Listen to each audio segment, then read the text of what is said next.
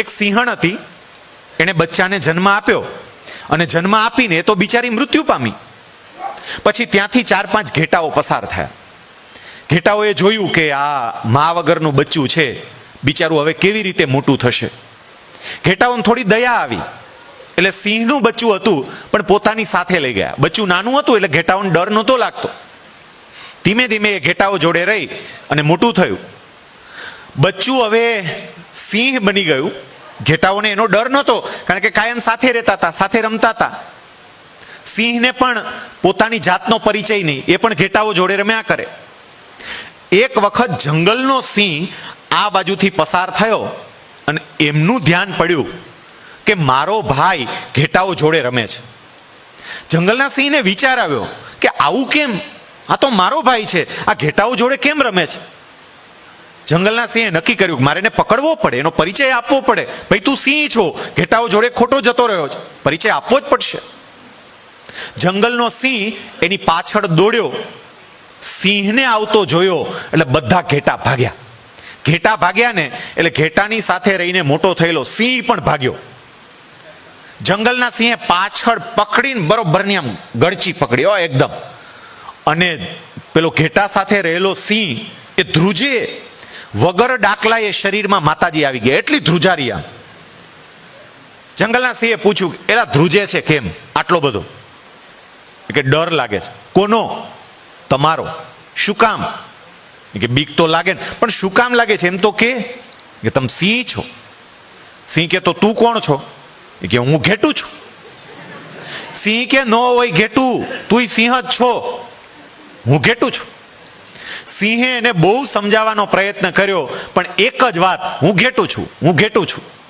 સિંહ એને ઉપાડી એક શાંત સરોવરના કાંઠે લઈ ગયો અને સરોવરમાં પ્રતિબિંબ બતાવ્યું, જો મારા જેવો દેખાય, આમ જો, નજર નાખ. જોયું, હા હારું, તમારે જેવા કેશવાડીએ છે મારે. સિંહ કે આમ સેજ અવાજ કર, આમ ધીમું ધીમું બોલમાં, આમ ત્રાડ પાડ. સેજ અવાજ કર્યો અને ખબર પડી કે હું તો સિંહ જ છું, આ ઘેટાઓ જોડે ખોટો જતો રહ્યો હતો. એમ યાદ રાખજો યુવા મિત્રો, તમે જન્મજાત સિંહ અને સિંહણ જ છો, પણ તમારી આજુબાજુ કેટલાક ઘેટા ને ઘેટીઓ આવી ગઈ ને તમે એવા થઈ ગયા.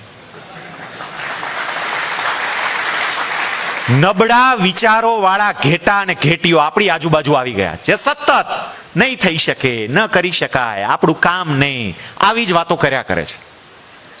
હું સ્પીપામાંથી આવું છું ને. સ્પીપા એ ગુજરાત સરકારની સંસ્થા છે અને અમે લોકો ગુજરાતના દીકરા દીકરીઓને યુપીએસસીની તાલીમ આપી એ સીધો કલેક્ટર બને, સીધો કમિશનર બને, સીધો ડીએસપી બને, એના માટે એને તૈયાર કરીએ છીએ. પેલા ગુજરાતમાંથી જવલ્લે એકાદી વ્યક્તિ આઈએએસ કે આઈપીએસ ઓફિસર થતી હતી, પણ સ્પીપાએ જ્યારથી આ પ્રયત્નો શરૂ કર્યા, મને બહુ આનંદ થાય છે કહેતા કે અત્યાર સુધીમાં સ્પીપાએ ગુજરાત રાજ્યને 143 જેટલા આવા ઉચ્ચ અધિકારીઓની ભેટ આપી. અમે દીકરા દીકરીઓને પસંદ કરી અને એને 18 મહિનાની તાલીમ આપીએ છીએ.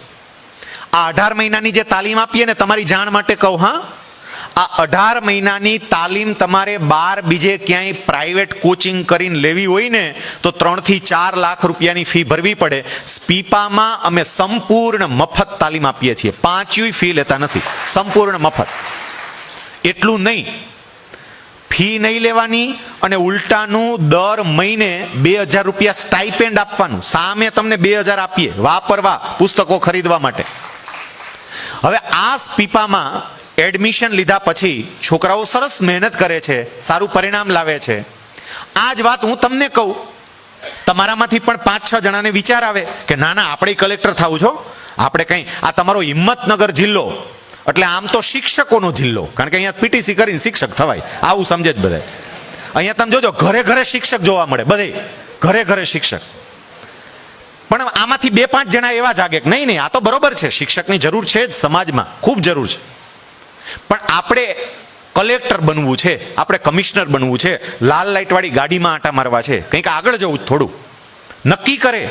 અને નક્કી કરીને આ કાર્યક્રમ પૂરો થાય, વચ્ચે બ્રેક પડે, જમવા જાય, પ્રવચન પૂરું થયું હોય ને પછી જમવા ગયા હોય અને હાથમાં થાળી લઈને જમતા હોય 3-4 મિત્રો. એટલે એમાં વળી જેને નક્કી કર્યું હોય ને પોતાના મિત્રોને એવું કે ઓલા શૈલેષભાઈ આવ્યા હતા ને સ્પીપાવાળા, જે વાત કરતા હતા ને બધી, તો આપણે છે ને એવું નક્કી કર્યું કે આપણે કલેક્ટર થવું છે. આ નક્કી કર્યું. ઓલા બાકીના જે મિત્રો શું થવું, બોલતો બોલતો પાછો બોલતો, શું થવું તારે? પેલાનો અવાજ થોડોક બિચારાનો દબાઈ જાય ત્યાં જ. પછી સેજ નીચા અવાજે ધીમે ધીમે બોલે કલેક્ટર. હવે કલેક્ટરનો દીકરો થાતો બેસ ને છાનો માનો. તારો ડોહો હાથ પેઢીમાં કોઈ ક્લાર્ક થયો જ કલેક્ટર થવું જ?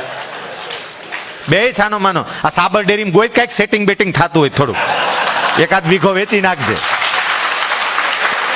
આવું કાંઈ ન કરાય. આવી વાતો કરે ને સમજી લેવું આ બધા ઘેટા, અને આવા ઘેટા તમારી આજુબાજુ હોય તો આગળ ન વધાય. આ બધા ઘેટા બીજું કોઈ નહીં.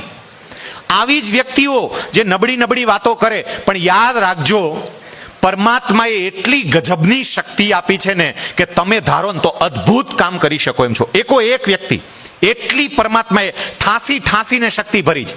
માતાજી એ જ કે છે ચક્રની જેમ આ દિમાગનો ઉપયોગ કરતા થાવ. નથી કરતા આપણે, છે ખબર નથી આપણને કે આપણી પાસે આ ક્ષમતાઓ છે. અને જેને જેને ખબર પડીને એ લોકોએ અદ્ભુત કામ કર્યા છે.